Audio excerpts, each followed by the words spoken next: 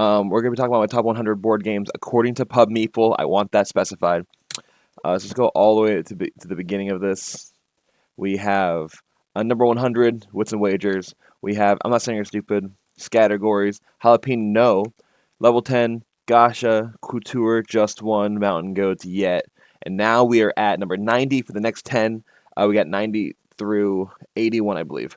90's Last Light. Last Light is a game that I had issues with when I was playing it. I've only played it once.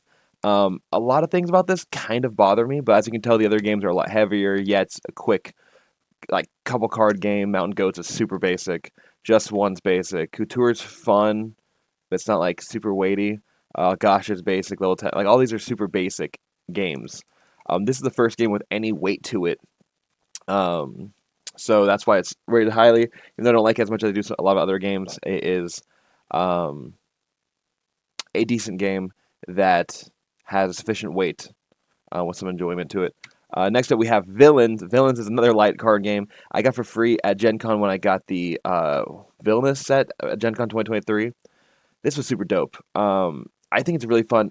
I call it reverse Uno because instead of trying to get rid of cards, you want to add them to your discard pile. Everyone has their own discard piles. There's certain asymmetric abilities.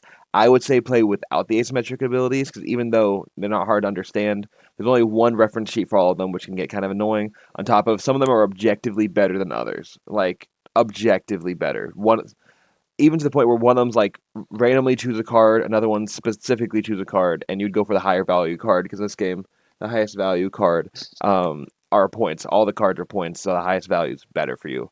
Um, it's interesting. There's some strategy to it, but it's one of those games where it's like you technically have an action to put a hero face down for a negative point in your discard pile, but almost all the time it's better to give it to your opponent instead of giving yourself a negative point. I do it sometimes just to be strategic and shake things up, but realistically, it's one of those things. Why would you do it? It plays 3 to 6 players though, which is pretty fun. Quick, like 30-minute game max, like 20 minutes realistically for everyone who's learning the game for the first time. We have Sheriff of Nottingham. This is like I would say this is the first board game on this list. I'm actually like really happy that it's on here. In terms of like being a full board game because Sheriff of Nottingham is a super fun game that like it's a real board game. There's good bluffing to it. The only thing that's kind of confusing for like new board gamers is whoever is how you choose the cards in the middle of the table. But everyone else is just happy with it. It's just a fun game overall. The little bluffing stuff to it where it's kind of like you're begging the sheriff not to touch you, and sometimes they like kind of act like they're going to just to not do it. It's pretty fun. I think it's pretty cool that they do something like that. I think it's a really fun game. Yeah, and it's plays 6 players, and as you can tell, games with higher player counts kind of speak to me and make my life a lot easier. Next up, we have Comic Book Boom. This game hit crowdfunding in 2024. Sadly, did not fund. Um, I'm really hoping it does find a way to fund. Some of these games on this list might be games you've never heard of, but that's just because I just play so much. I work with so many publishers that it's hard not to add some of them. But some of them weren't on Pub Meeple for some reason, like Gems of Iridicia. I don't know why. I'd love to have that on there. Comic Boom was a pretty fun game. It's more so the theme and the concept are dope for me because I love comic books. I love business games, and this is like a market manipulation business game, which I think is amazing.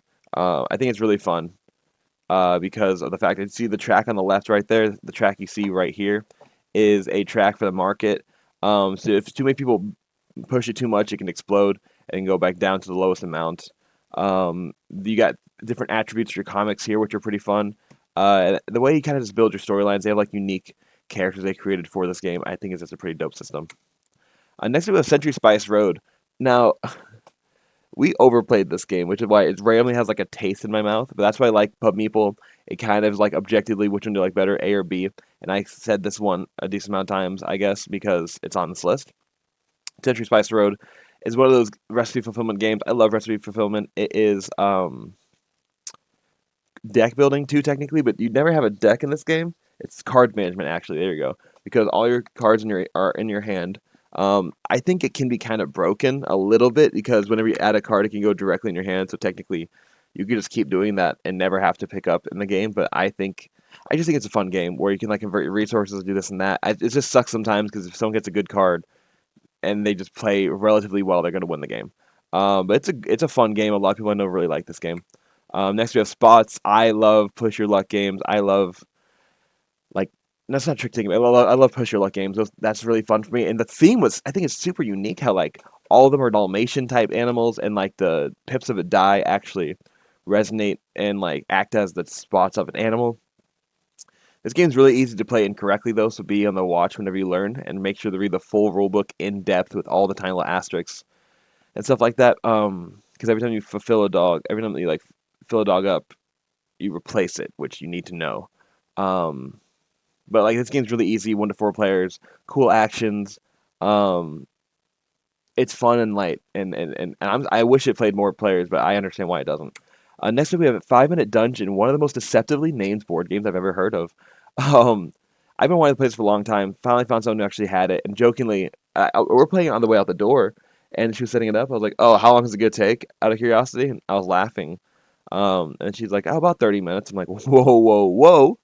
Specifically, is called 5 Minute Dungeon.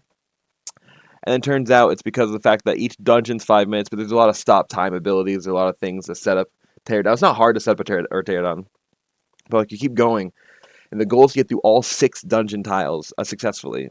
That's the same thing for this one and in 5 Minute Marvel, for the record. Um, 5 Minute Dungeon though is it's just a fun game. The only thing I don't like about it is you need the holy grenade, so you need to play with the paladin, which is this guy. Because if you don't, the final bosses are almost near impossible to beat, which is why in 5 Minute Marvel they had to fix a lot of the issues that they had with 5 Minute Dungeon.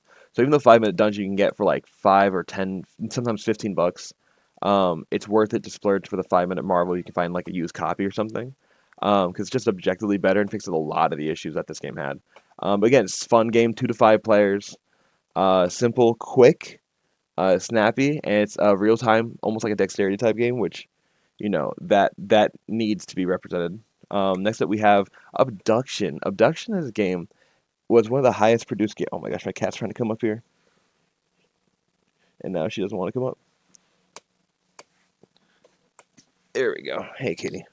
All right, so Abduction is a game, um, one of the highest quality produced games because like the cards are really nice weight. The the ducks are like a nice acrylic. They're really cute too. The river's kind of cool. The alien ship you see right there, this thing is a real rubber, and it feels really good to like pull stuff out of and put stuff back in there. The box is like a little bit too big to justify, but if you don't have any other games and like you don't have a huge collection, this is a great one to add. That's not too expensive. There's a 5 and 6 player expansion as well. This one I think plays 1 to 4, but the 5 or maybe 5 and 6 player expansion is worth it for sure because you add like a bigger board. The recipes get a lot harder. This game can be as difficult as you want it to be based on the levels of recipes that you have to fulfill by like the order of your ducks based on the color and everything like that. I think it's fun. I think it can be kind of basic, but that's not bad because like if you master the basic board game, and that means you have a good game on your hand. I prefer like a basic, well-tuned board game over than like a crappy high-level one any day of the week. Um, Next, speaking of just what I was talking about, Bonanza. Bonanza is probably one of the most simple card games that is as fun for all player accounts as I can imagine. This game can play up to 7 players, which it's weird that it stops at 7, but like it is what it is. This game's an older game, not really like too old. The art is deceptively aging it.